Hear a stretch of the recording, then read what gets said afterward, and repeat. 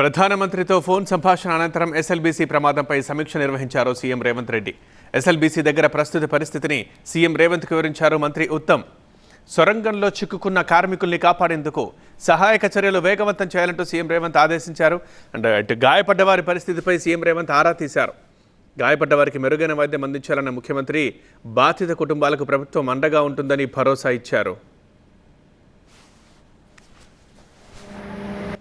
ఇప్పుడు వాళ్ళది కొద్దిగా మొదలైన ఆ మట్టి నీళ్లు లోపల రావడం పెద్ద ఎత్తున లోపల రావడం మొదలుపెట్టింది.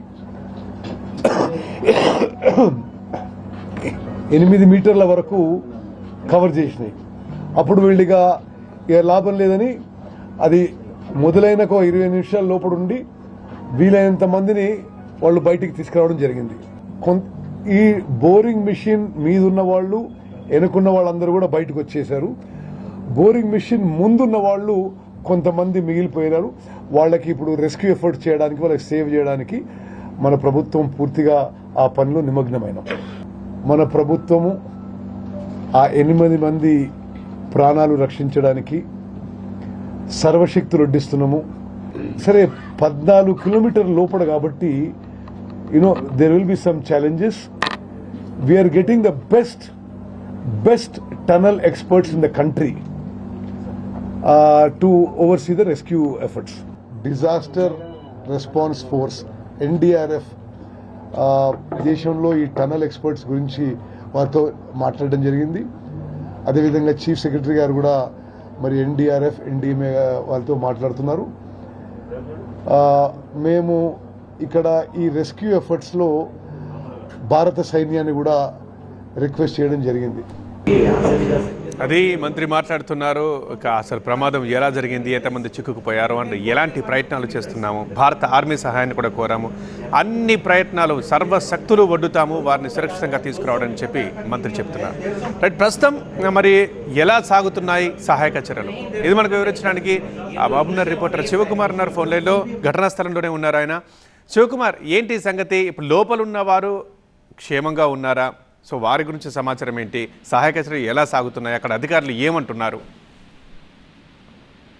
ముఖ్యంగా ఈ ఎస్ఎల్బిసి టన్నెల్లో చిక్కుకుపోయినటువంటి 8 మందిని సురక్షితంగా రక్షించేందుకు ఇటు రెస్క్యూ టీమ్స్ అయితే సర్వశక్తులు వదులుతున్నటువంటి పరిస్థితులు కనపడుతున్నాయి. ఇందులో భాగంగానే గత రాత్రి NDRF అలాగే SDRF సింగరేణికి సంబంధించినటువంటి రెస్క్యూ టీమ్స్ బృందాలన్నీ కూడా టన్నెల్ లోపలికి వెళ్ళడం జరిగింది. అక్కడ ఉన్నటువంటి పరిస్థితులను అంచనా వేసి ఆ తర్వాత రెస్క్యూ ఆపరేషన్ ఎలా ప్రారంభించాలనే అంశానికి సంబంధించి అయితే ఒక నిర్ణయానికి రావాలని నిన్న రాత్రి అయితే వెళ్ళడం జరిగింది. అయితే వారు ఘటనా స్థలికి చేరుకోలేకపోయినట్టుగా తెలుస్తా ఉంది. అయితే ఆ ఘటన జరిగినటువంటి కొన్ని కిలోమీటర్లకు ముందే వారికి నీరు అలాగే బురద అడ్డుకున్నట్టుగా తెలుస్తుంది. లోపలికి వెళ్లేందుకు ప్రయత్నాలు అయితే చేసినప్పటికీ అక్కడ నుంచి వీలు పడలేదు.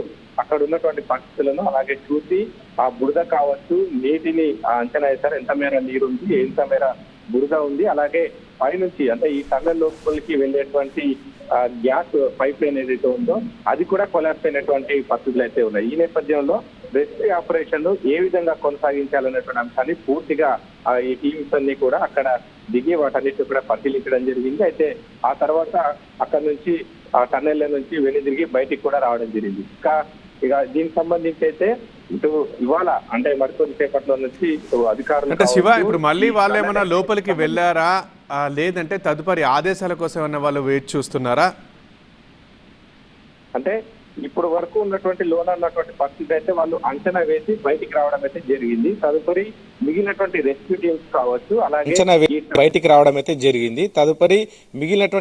టీమ్స్ కావచ్చు అలాగే ఈ టన్నెల్ ఎక్స్పర్ట్స్ తోటి సమావేశం అయ్యేటువంటి అవకాశం ఉంది. రెస్క్యూ ఆపరేషన్ ఎలా కొనసాగించాలి, ఆ బురదను బయటికి తీయడమా, నీటి లోపల ఎంత మేర నీరు ఉంది, ఇంకా కూడా నీరు వస్తున్నట్టుగా వీళ్ళైతే అంచనా వేస్తున్నారు. ఈ నేపథ్యంలో లోపలికి వెళ్లేటువంటి పరిస్థితుల్లో ఏమైనా మరొక ప్రమాదం జరిగేటువంటి అవకాశం ఉంటుందా అనే అంశానికి సంబంధించి కూడా వాళ్ళ సురక్షితంగా కాపాడడానికి అయితే ప్రయత్నాలు జరుగుతున్నాయి. వారు ఎలా ఉన్నారు చిక్కుకున్నటువంటి అనే 8 మందిని సురక్షితంగా కాపాడడానికైతే ప్రయత్నాలు జరుగుతున్నాయి. వారు ఎలా ఉన్నారు అనే అంశానికి సంబంధించి అయితే ఈ లోపలికి వెళ్ళినటువంటి రెస్క్యూ టీమ్స్ అయితే ఎలాంటి అంచనా కూడా వేయడం లేదు. లోపల ఆక్సిజన్ అయితే వారికి అందించాల్సినటువంటి అవసరం ఉంటుంది. అలాగే వారు ఎలా ఉన్నారు, వాళ్ళు బతికి ఉండడానికి ఏ రకమైనటువంటి అవకాశాలు ఉన్నాయి అనేటువంటి అంశాన్ని కూడా వాళ్ళు అంచనా వేస్తున్నారు. ఎందుకంటే అవతల వైపు మిషన్ ఉంది, డెడ్ ఎండ్ మాదిరిగానే ఉంటుంది. అక్కడ ఈ మట్టి పిల్లలు కావచ్చు, నీరంతా వచ్చిన నేపథ్యంలో అక్కడ ఆక్సిజన్ అందేటువంటి అవకాశం ఉంటుందా లేదా అనే అంశానికి సంబంధించి కూడా అంచనా వేస్తా ఉన్నారు. మధ్యకొద్దిసేపట్లో టన్నెల్ ఎక్స్పర్ట్స్ తోటి అలాగే ఈ రెస్క్యూ టీమ్స్ అంతా కూడా సమన్వయమై ఒక ప్రణాళికను రూపొందించి మరికొద్దిసేపట్లోనే ఈ రెస్క్యూ ఆపరేషన్ ప్రారంభించేటువంటి అవకాశం అయితే కనిపిస్తూ ఉంది. రైట్ శివ, ఇంకా అది రక్షించడానికి ముందుగా లోపలికి వెళ్ళిన సహాయక బృందాలు ఇక్కడ లోపలి దాకా వారి దగ్గర దాకా వెళ్ళే ప్రయత్నం లేకపోవడంతో తిరిగి వచ్చేస్తారు. మరికొద్దిసేపట్లో మళ్ళీ రెస్క్యూ ఆపరేషన్ స్టార్ట్ అవుతుంది.